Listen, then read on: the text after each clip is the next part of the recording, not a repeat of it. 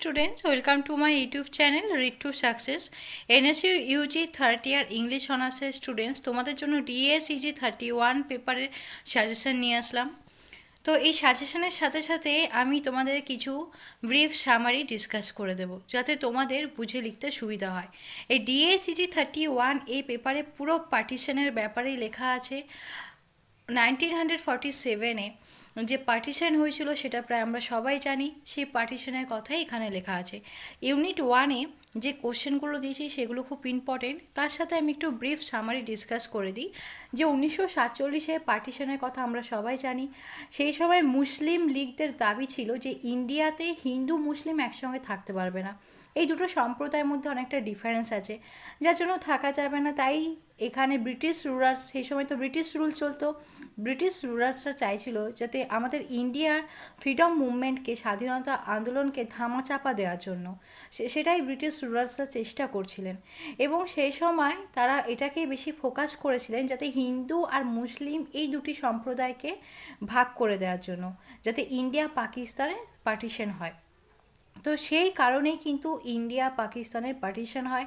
এই জন্য অনেক দাঙ্গা হয়েছিল, অনেক মানুষ মারা গেছিল এবং মানুষের মধ্যে মানুষের হিংসা ছড়িয়ে গেছিল, মেয়েদের উপর প্রচুর টর্চার হচ্ছিল, মানুষ নিজের ঘরবাড়ি ছেড়ে পালিয়ে যেতে বাধ্য হয়েছিল। তো এইখানে এগুলোই লেখা আছে, তোমরা বইতে একটু পড়বে, বেশি ডিটেলসে তো এখানে বলা যাবে না, বইতে তোমরা পড়বে, তো পড়লেই তোমরা বুঝতে পারবে যে কী আছে। এটা হলো ইউনিট 1। ইউনিট 1-এর কোশ্চেনগুলো দেখে নাও। এবার ইউনিট 2 দেখো। ইউনিট 2-তে এখানে কি বলা আছে যে এই পার্টিশনের ব্যাপারেই বলা আছে। এই পার্টিশনের জন্য পাকিস্তানে দুটো ডিভাইড হয়েছিল। পাকিস্তান ডিভাইডেড হয়ে যায়, ওয়েস্ট পাকিস্তান আর ইস্ট পাকিস্তান। ইস্ট পাকিস্তান যেটা বাংলাদেশ। তো এই ওয়েস্ট পাকিস্তান কি হয়েছিল, বাংলাদেশের উপর মানে ইস্ট পাকিস্তানে সেই সময় মানে নিজেদের শাসন চালাচ্ছিল। তো এই জন্য ইস্ট পাকিস্তানের লোকেদের প্রবলেম হচ্ছিল, যা যা হয় প্রবলেম, টর্চার করার ফলে তাদের ব্যবসা বাণিজ্য হ্যাম্পার হচ্ছিল, অনেক কিছু প্রবলেম হয়। তারপরে আবার 1971 সালে তোমাদের CCEG 14-এ বাংলাদেশ 71 যে পোয়েমটা তোমরা পড়েছিলে, ওইটা নিয়ে আমার সামারি ভিডিও বানানো আছে, ওইটাও তোমরা রিলেট করতে পারো এর সঙ্গে। যে পাকিস্তানের রুল থেকে লিবার্টি পাওয়ার জন্য বাংলাদেশের মানুষরা মানে বাংলাদেশিরা একটা সময় একজোট হয়ে তারা প্রোটেস্ট করা শুরু করে, যেটাকে লিবারেশন ওয়ার বলা হয়। আর 1952 সালে 21শে ফেব্রুয়ারিতে 1952-তে 21 ফেব্রুয়ারিতে কী হয়েছিল না, এখানে বাংলাদেশি যে স্টুডেন্টসরা আছে সেই স্টুডেন্টসরা মুভমেন্ট করেছিল যাতে বাংলা ভাষাকে, তাদের বাংলা ভাষাকে যাতে রাষ্ট্রীয় ভাষা হিসেবে স্বীকৃতি দেওয়া হয়। তো এই মুভমেন্টে অনেক স্টুডেন্টস, অনেক লোক মারা গেছিল। আর এই 21 ফেব্রুয়ারি 1952, এই 21 ফেব্রুয়ারিকে বলা হয় ল্যাঙ্গুয়েজ মাতৃস ডে। এটা তোমাদের 2 মার্কসের কোশ্চেনে আসতে পারে, বইতে আছে, দেখে যাবে। এখানে কোশ্চেনগুলো দেখে নাও, ইউনিট 2-এর কোশ্চেনগুলো। ইউনিট 3-তেও সেই 2 নেশন থিওরি। এই 2 নেশন থিওরির জন্যই কিন্তু ইন্ডিয়া পাকিস্তানের পার্টিশন হয়েছিল। কারণ 2 নেশন থিওরিতে বলা হয়েছে যে হিন্দু আর মুসলিম দুটো নেশন, এই নেশনের মধ্যে হিন্দু আর মুসলিম এই দুটো নেশনের মধ্যে অনেক ডিফারেন্ট রয়েছে। কালচার, সাংস্কৃতিক অনুষ্ঠানে যা যা থাকে, ফেস্টিভ্যাল, সেগুলো, খাওয়া পড়া, মানে আরও যা কিছু, সব রকম দিক থেকে, ধর্ম সংস্কার সব কিছুর থেকে কিন্তু ডিফারেন্স রয়েছে। তো এত ডিফারেন্সের জন্য বলা হয়েছে এই 2 নেশন থিওরিতে যে মুসলিম লীগরাই দাবি করেছিল যে হিন্দু মুসলিম একসঙ্গে থাকতে পারবে না। তো এই যে মুসলিম লীগরাই এই 2 নেশন থিওরিটাকে রাজনৈতিক অস্ত্র হিসেবে ব্যবহার করেছিলেন। যখন ব্রিটিশ রুলার্সরা বলছিল যে হিন্দু আর মুসলিম একসঙ্গে থাকতে পারবেন না, এই 2 নেশন থিওরি চালু হয়। এই 2 নেশন থিওরিটাকে মুসলিম লীগরা রাজনৈতিক অস্ত্র হিসেবে ব্যবহার করে দিয়ে, এর ফলেই কিন্তু 1947-এ পার্টিশন হয়। এর ফলে পার্টিশন হওয়ার ফলে কি হয়, কোনো দেশ যদি ভাগ হয় সেই সময় ওয়্যার হয়। ওয়্যার হলে কি হয়, চারিদিকে পরিবেশ, সেটা তোমরা সবাই জানো। তো এইসব ব্যাপারেই বলা আছে, দেখে নেবে। আর ইনক্লেভস আর ছিটমহল, এটাও ইম্পর্টেন্ট, বইতে তোমরা একটু দেখে নিলেই বুঝতে পারবে। ইউনিট 4-এ দেখো partition of Punjab, partition of Bengal, পার্টিশনের ফিল্ম। তো এই কোশ্চেনগুলো ভালো করে পড়ে যাবে। ইউনিট 4এও কিন্তু এই পার্টিশনের ব্যাপারে সব কিছু বলা আছে। এই যে পার্টিশন অফ পাঞ্জাব, এটা তোমরা সিসিজি 14-এ আই সে টু ওয়ারিসা, এই একটা পোয়েম আমি তোমাদের পড়িয়েছিলাম, এটা নিয়ে আমার ভিডিও বানানো আছে। ওই পোয়েমটা একবার তোমরা দেখে যেতে পারো, এই পার্টিশন অফ পাঞ্জাব এটার জন্য। ওই ভিডিওটা যদি তোমরা দেখে যাও তাহলে নিজেরা এটা ভালো করে লিখে আসতে পারবে, আর বইতে পড়তে হবে না, বইতে অনেকটা বড় করে আছে। কোনো কিছু তোমাদের মানে মুখস্থ করার দরকার নেই। এই বইটার পড়াগুলো ডিএসসিজি 21-এর থেকে কিন্তু ইজি আছে, কারণ এখানে সব কিছু একই টাইপের। এখানে তোমাদের লিটারেচারে কী অবদান ছিল পার্টিশনে, রাইটার্সদের কী অবদান ছিল, এগুলো ভালো করে পড়ে যেতে হবে। তারপর থিম যা যা আছে সেগুলো পড়ে যেতে হবে। এগুলো একটা কোশ্চেনের সঙ্গে একটা কোশ্চেন রিলেট করে লেখা যাবে। কিছু রাইটার্সদের যেমনি ফিল্মের নাম দু একটা মেনশন করতে হবে। তো এগুলো তোমাদের একটা কোশ্চেনের সঙ্গে একটা রিলেট করে লেখা যাবে। পুরো বইটাতেই পার্টিশন দেখানো হয়েছে, যেটা পার্টিশনের ফলে যা যা হয় সেটা প্রত্যেকটা চ্যাপ্টারেই তোমাদের আমি বলছি, দেখছো একই রকম আছে। বইতে একটু দেখে যাবে, রিডিং করে যাবে, নিজেরা একটু কনসেপ্ট পড়ে যাবে। আর যেগুলো পোয়েম আছে, পোয়েমের ক্রিটিক্যাল অ্যানালাইসিসগুলো একটু পড়ে যাও, তাহলেই দেখবে তোমরা বুঝতে পারবে। আর যেগুলো শর্ট স্টোরি আছে, শর্ট স্টোরি বলো, নভেলস বলো, নভেলের বা স্টোরির হচ্ছে তোমাদের ক্যারেক্টারগুলো ভালো করে পড়তে হবে। এবার বইতে ক্রিটিক্যাল অ্যানালাইসিস তোমরা পড়লে ক্যারেক্টারগুলো বুঝতে পারবে। ক্যারেক্টারগুলো যদি বাংলায় বুঝতে পারো তাহলে সেটা তোমরা ইংলিশে লিখে আসতে পারবে। তো তোমাদের ক্যারেক্টার হচ্ছে ভালো, মানে আর বিশেষ করে আর মুখস্থ করতে হবে না। আর ক্যারেক্টার তো সবই পড়তে হবে, বলা যায় না যে এক্সামে কোনটা আসবে। আর ইউনিট 4-এ তোমাদের যেটা বলছিলাম যে এখানে লিটারেচারের কী অবদান আছে, না এই যে পার্টিশনের ফলে লিটারেচার আর ফিল্ম ইন্ডাস্ট্রিতেও একটা মানে বড় এফেক্টস দেখা গেছিলো। কয়েকজন রাইটার্স আছে, তারা কি করেছিল, তাদের নিজেদের যে সময় পার্টিশনের সময় যে সমস্ত রাইটার্সরা নিজেরা সাক্ষী ছিলেন, তারা সেই তাদের পার্সোনাল এক্সপিরিয়েন্সকে, মানুষের আতঙ্ক, হতাশা, এগুলোকে নিজেদের নভেলে তুলে ধরেছিলেন, যাতে মানুষ এগুলো পড়ে বুঝতে পারে। আর হিন্দি ফিল্ম তোমাদের আছে, বইতে দেখে যাবে, হিন্দি ফিল্মের কয়েকটা নাম আছে, যে ট্রেন টু পাকিস্তান, মাম্মু, গদ্দার, পিঞ্জার, এই বইগুলোতে তোমাদের এই সমস্ত পার্টিশনের ট্রমাগুলো দেখানো হয়েছে। আর বাংলা ফিল্ম যেমনি ওরা থাকে ওধারে, এখানে এই ফিল্মে দেখা গেছিলো যে এই পার্টিশনের ফলে মিডিল ক্লাস ফ্যামিলি যে দরিদ্রতা নেমে এসেছিলো সেটা দেখানো হয়েছে। এছাড়াও ঘটি আর বাঙাল, যেটা বলা হয় যে ঘটি মানে এই দেশি, আর বাঙাল মানে হচ্ছে যারা বাংলাদেশি, কয়েকজন ইন্ডিয়াতেও অনেক বাঙাল এদেশি ঘটি সব থাকে।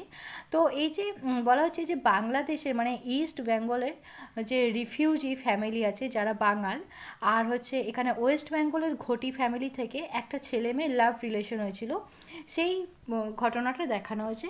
ওরা থাকে ওধারে এই মুভিটা। এবার দেখো ইউনিট 5-এ এই অমিতাভ ঘোষ, ঝুম্পা লাহিড়ী, এনারা পার্টিশন নিয়ে কী বলেছেন সেটা এই চারটে তোমাদের পড়ে যেতে হবে।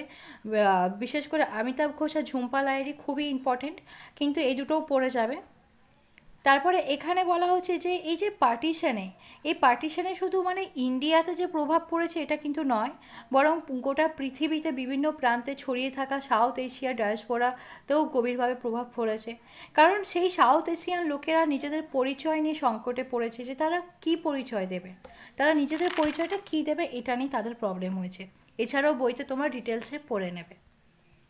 ইউনিট 7-এ দেখো এখানে ফেমিনিস্ট নিয়ে কিছু বলা আছে।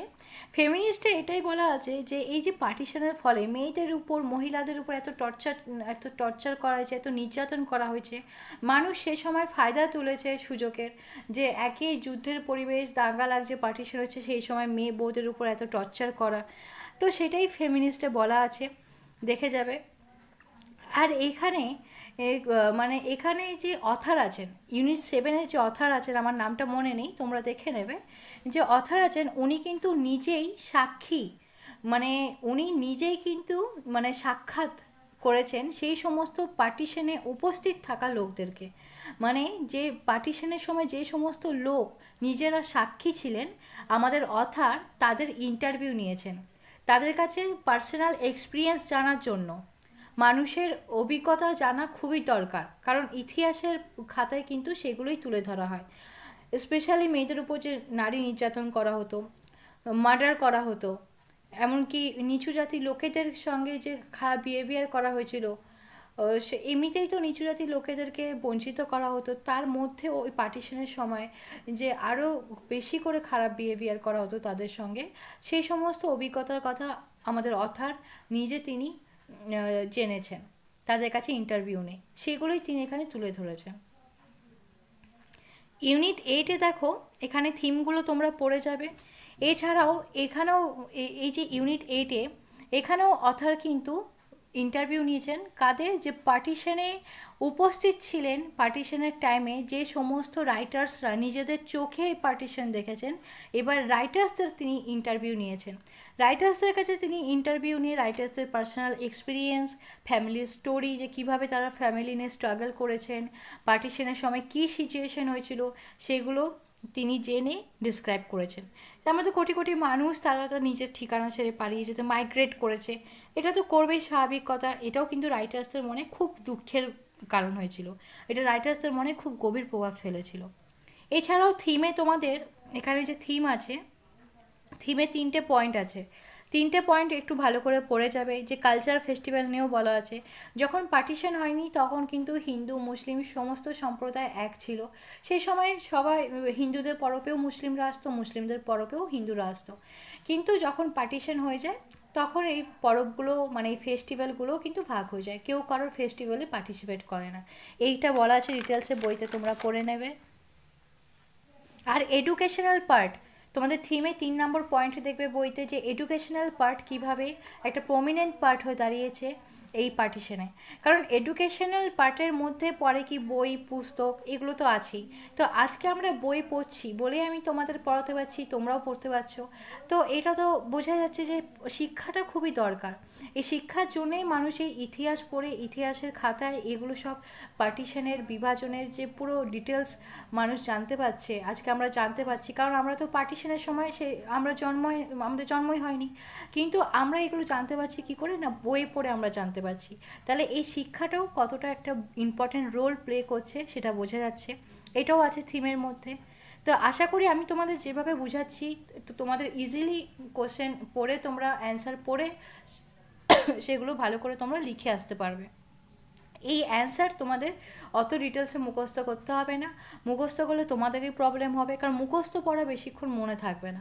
তোমরা যদি ভালো করে বুঝে নিতে পারো আর বইতে ক্রিটিক্যাল অ্যানালাইসিসটা যদি একটু পড়ে যেতে পারো, তাহলেই তোমাদের কাজ হয়ে যাবে, রিলেট করে তোমরা লিখতে পারবে।